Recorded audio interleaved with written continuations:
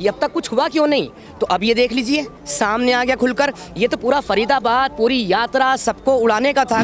ने ना तो ये कानून बनाने से रुकेगा, ना हिंदू राष्ट्र बनाने से रुकेगा। आपको बताऊं, सिर्फ हिंदू राष्ट्र नाम रख लेना, हिंदू राष्ट्र नहीं बन जाएगा। अब हिंदू जाग रहा है, जन जन में विश्वास भरेंगे। गजवाए हिंद वालों, अब हम भगवाए हिंद करेंगे। हाँ भाई, क्या आप मिले हैं शास्त्री जी से, साथ उनके दे रहे हैं, वजह क्या है? देखिए, अभी धीरेन्द्र शास्त्री जी से मुलाकात हुई। पहले तो मैं कहना चाहूँगा, उस मकाम पे पहुँचने के बाद इतना सभ्य व्यक्ति और उतना लचीलापन, उतनी विनम्रता मैं देख के चौंक गया। चूँकि मेरा बॉलीवुड से रहा पुराना बैकग्राउंड, मैंने वहाँ पर भी देखा कि जितना ही बड़ा आदमी आपको मिलेगा उतना ही वो लचीला होगा, उतना ही हम्बल होगा, उतना ही डाउन टू अर्थ होगा। ये बात तो वहाँ के लिए थी, लेकिन आज देख रहे हो ऐसा बॉलीवुड में क्या कहीं भी नहीं है कोई जिसके पीछे लाखों लोगों की भीड़ है और वो ज़मीन से जुड़ा हुआ है, इतना डाउन टू अर्थ है। हाँ, तो आप समझ सकते हैं। आप मुस्लिम हैं, वो कह रहे हिंदू राष्ट्र बनाएंगे। नहीं, मैं एक्स मुस्लिम हूँ, इस पर अभी आऊँगा। तो अब उनकी जो ये यात्रा है, उनका बार बार एक ही कहना रहा है, ये यात्रा राष्ट्र के नाम है, सनातन के नाम है। अब सनातन क्या है? सनातन ये है जो सबको इस एक जैसा सम्मान देता है। अगर सनातन हमारे इस्लाम जैसा होता तो क्या सबको सम्मान दे पाता? हिंदू राष्ट्र की कल्पना क्या है? सब एक देश एक ही मान सम्मान सब कुछ। यह है हिंदू राष्ट्र, है ना, जो सबको जीने का अधिकार देता है। सनातन क्या है? जीने का एक तरीका है, जीने का एक तरीका है। ये पेड़, ये पौधे, ये हवाएं, ये गंगा जिनको हम माता मानते हैं, ये क्या है? ये हमारे रोज़ की दिनचर्या है। हम सूर्य को देवता कहते हैं। देवता किस निस्बत से, किस बाबत कहते हैं? अरे भाई, सूरज अगर ना निकले तो पृथ्वी इतनी ठंडी हो जाएगी कि यहाँ पर आग का भी कहीं पे होगी तो आग का भी बर्फ बन जाएगा, बर्फीली आग हो जाएगी। तो हिंदू राष्ट्र मुसलमान सुरक्षित हैं? भाई, हिंदू राष्ट्र, हिंदू इतने हैं तभी सुरक्षित है। जितने मुसलमान हैं यहाँ पर, अगर जितने हिंदू अगर इतने मुसलमान होते तो क्या हिंदू का बच्चा ही बच पाता? अभी तो ये 20% है। अजान से सुबह को आपकी आँख खुलती है, 50% होने दो, धमाकों से आवाज़ खुला करेगी, आँख खुला करेगी आपकी। ये जो पकड़ा गया RDX, मैं अब तक ताज्जुब में था, मैं हैरान था कि ये मुसलमान लोग खामोश कैसे बैठे हैं। ये अब तक कुछ हुआ क्यों नहीं?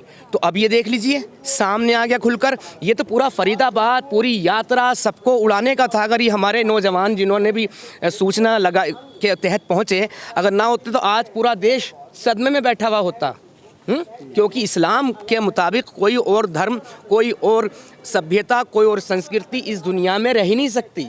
इसको कुरान चीख चीख के कह रहा है, चीख चीख के कह रहा है। अरे भाई, धीरेन्द्र शास्त्री जी ने एक बात कही, बार बार एक ही बात कही, इस देश में सबको जीने का अधिकार है। ना तो हम राजनीति के पक्ष में हैं, हाँ, हम तो विपक्ष वालों को भी सबको न्योता दिए। विपक्ष वाले भी आए, पक्ष वाले भी आए और मुसलमान भी आए। और मुसलमानों के लिए तो चीख चीख के कितनी बार बोलें? एक भी मुल्ला बोल के दिखा दे इतनी बार हमारे जलसे में हिंदू भाई आए। हाँ, ममता बनर्जी ज़रूर कहती है और उसके यहाँ पे ज़रूर जाते हैं, क्योंकि ममता बनर्जी का इतिहास है, सबको पता है। क्या कहेंगे? अरे भाई, जो एक व्यक्ति आप देखिए 27 साल का है, पूरा देश जिसके पीछे खड़ा है। क्या इस देश में स्वामी विवेकानंद के बाद जो मैं देख रहा हूँ, इस उम्र में स्वामी विवेकानंद के बाद जो देख रहा हूँ, श्री धीरेन्द्र शास्त्री जी को देख रहा हूँ, बताइए। और ऐसे व्यक्ति का भी विरोध कर रहे हैं ये हमारे भीमटे। इनकी जब तक के खतना ना हो जाएगी ना, तब तक ये बाज नहीं आने वाले। पूरे के पूरे इनकी गोद में बैठे हैं। देखिए ना, कानून मंत्री जो पाकिस्तान का दलित बना था, भारत भाग के आया, वो किस तरह से उसके सामने मारा काटा गया, क्या क्या नहीं किया गया। 1950 में भारत आना पड़ा लौट के। ये तब भी समझने के लिए तैयार नहीं है, ये जानने के लिए तैयार नहीं आखिर इस्लाम है क्या चीज़, किस चीज़ का नाम है। मैं अपने मुसलमान भाइयों से हमेशा प्यार करता रहा हूँ भाई मनोज, मैं हमेशा प्यार करता रहा हूँ। मैंने कभी अपने मुस्लिम भाइयों को बुरा नहीं कहा, बल्कि मैंने तो इनकी यहाँ तक के तारीफ़ की कि हिंदुओं के पास इतना टैलेंट नहीं है जितना हमारे मुसलमानों के पास है। APJ कलाम साहब देखिए, मोहम्मद रफ़ी साहब देखिए, दिलीप कुमार साहब देखिए। मैंने तो यहाँ तक के कहा, और सारा का सारा टैलेंट जो खा रहा है वो यही आइडियोलॉजी खा रही है, सारा का सारा टैलेंट। अब वो तो आज तुम चंद्रशेखर रावण के वो भीम और मीम एक ही बात कहते हैं कि दोनों मिल जाएं तो मतलब जय भीम जय। अगर दोनों मीम और भीम मिल जाए तो गद्दी अपनी। बस मीम रह जाएगा, सिर्फ मीम रह जाएगा। भीम कहाँ जाएगा? भीम तो खत्म हो जाएगा तभी, बस मीम रह जाएगा। हाँ, ये आपको पता होना चाहिए। अगर भीम और मीम मिलेंगे तो फिर भीम नहीं बचेगा। सिर्फ मीम रह जाएगा। आप किसी भी एक काला रंग जो होता है ना, किसी भी रंग में आप डाल दो, सिर्फ काला रह जाएगा, सब गायब हो जाएंगे। क्योंकि इस्लाम वो चीज़ है, वो सभ्यता, ये आइडियोलॉजी, सभ्यता तो कह नहीं सकते, ये वो आइडियोलॉजी है जहाँ तक ये पहुँचे सबको खा गए। वो अरब की ज़मीनें, वहाँ पे ईसाई भी थे, यहूदी भी थे, मूर्ति पूजक भी थे, कहाँ गई? ज़मीन खा गया, आसमान निकल गया। लेकिन जैसे ही ये सैलाब अरब की से चलता हुआ आके गंगा जल में गिरा, ये ज्वालामुखी खोलता हुआ लावा, तो वहाँ से ठंडा पड़ गया। भारत से आगे फिर इस्लाम नहीं बढ़ पाया। आप ये भी देखें। तो आज ये धीरेन्द्र शास्त्री जी जो कर रहे हैं, कितना जन सैलाब है पीछे, उनके पाँव में चोट लग चुकी है, किस तरह से चल रहे हैं, ये लोग समझने के लिए तैयार नहीं है। समझना चाहिए, जानना चाहिए भाई ये चल क्या रहा। लोग ये कह रहे हैं सर कि बागेश्वर बाबा हिंदू और मुस्लिम को तोड़ने के अलावा उनके पास और कोई काम नहीं है। अरे भाई, उन्होंने कहाँ पे तोड़ा? उन्होंने कहा छेड़ोगे तो छोड़ेंगे नहीं। ये योगी जी ने भी कहा है, हाँ, ये औरों ने भी कहा, ये मैं भी कह रहा हूँ, छेड़ोगे तो छोड़ेंगे नहीं। भाई किस बात पे छोड़ेंगे? छेड़ क्यों रहे हो तुम? वो तो योगी जी की भाषा बोल रहे हैं ना, इनडायरेक्ट रूप से। नहीं, किसी की भाषा मुझे अच्छी लगी, बहुत सारे लोगों की। मुझे जैसे ओशो को मैं पढ़ता हूँ, रजनीश आचार्य को, तो मैं किसी नतीजे पर नहीं पहुँचता, मगर कुछ चीज़ें उनके कथन में दोहराता हूँ। मैं नतीजे पर भले ना पहुँचूँ, लेकिन उनके डायलॉग्स कहीं यूज़ करता हूँ। हर कोई पढ़ता है, तो वो तो जो भी आपको अच्छा लगे, हीरा पड़ावा उठाना चाहिए। इस्लाम में है माँ बाप की बहुत इज्जत करनी चाहिए, तो आप सबको करनी चाहिए। हम तो हर जगह से अच्छाई लेने के लिए तैयार हैं, मगर ये कहीं से कोई चीज़ लेने के लिए तैयार नहीं है। जो भी वहाँ पर गए हैं, जैसे हमारे फैज़ खान साहब गए और लोग गए यात्रा में शास्त्री जी की, तो देखिए ये फतवे देने की तो पावर इनके पास नहीं है, मगर दिल ही दिल में इनके फतवे जा चुके हैं।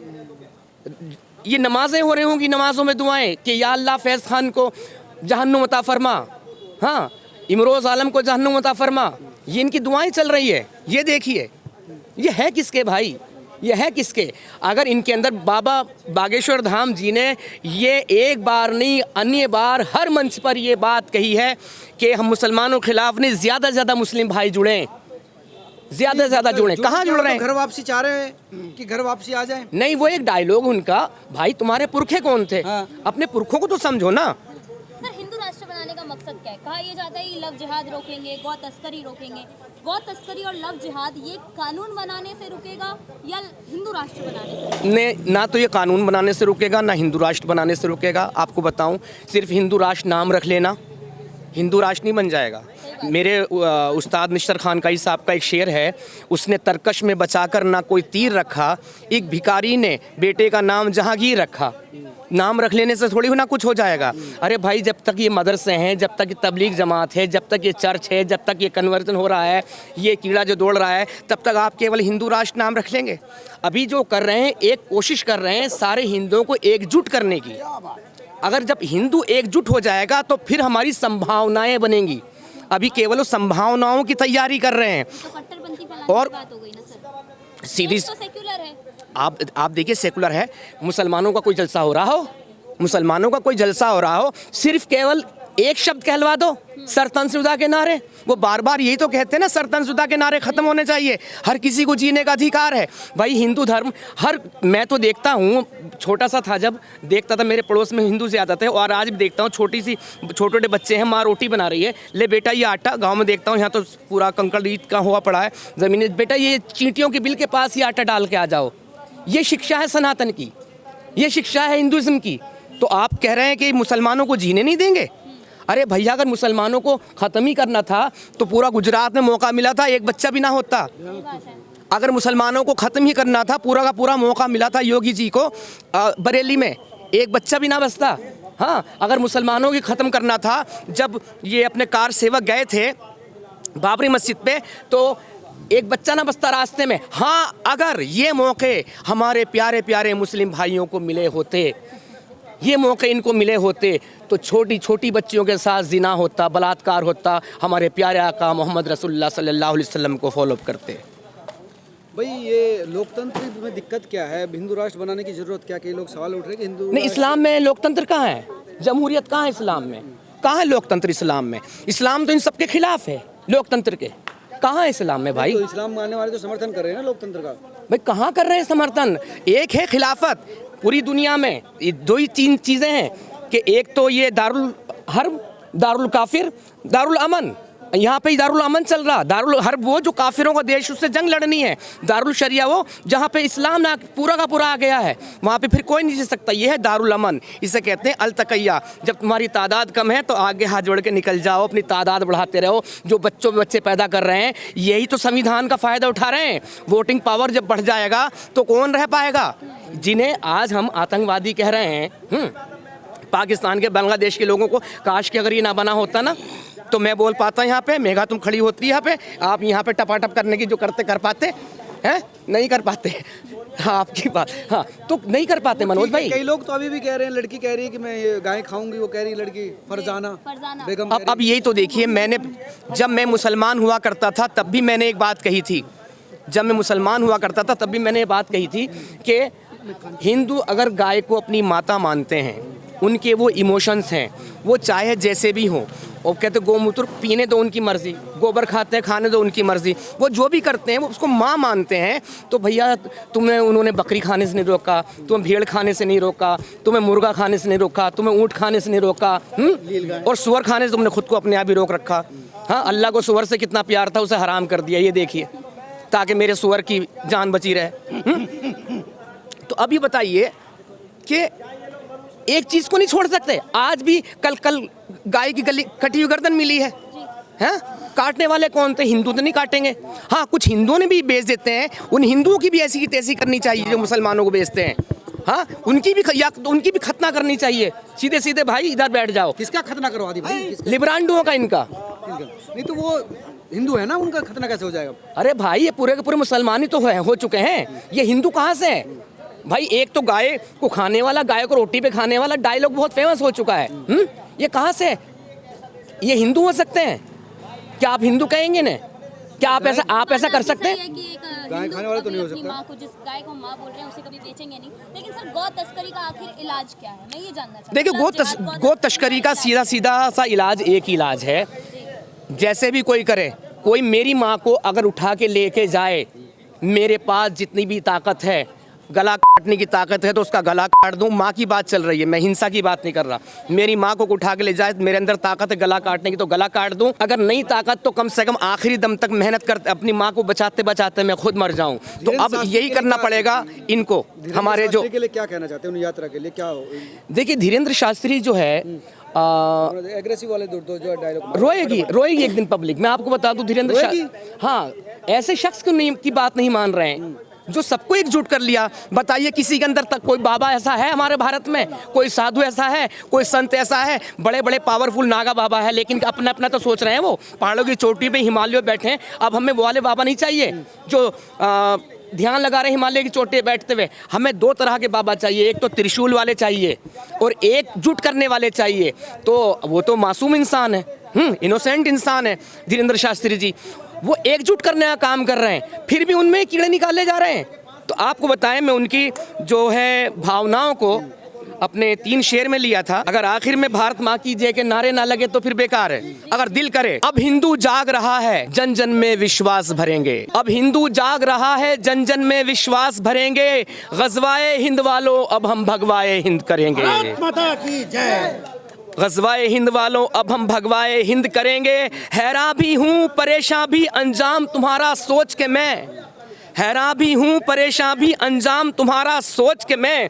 अब तक कायर देखे थे, अब के तुमसे शेर भिड़ेंगे। जय श्री राम। अब तक कायर देखे थे, अब के तुमसे शेर भिड़ेंगे। और देखिए, धर्म तुम्हारा हो कुछ भी, मजहब हो तुम्हारा कुछ भी, धर्म हो तुम्हारा कुछ भी, मजहब हो तुम्हारा कुछ भी, बस जिनको रहना है यहाँ वो यहीं की जय जयकार करेंगे।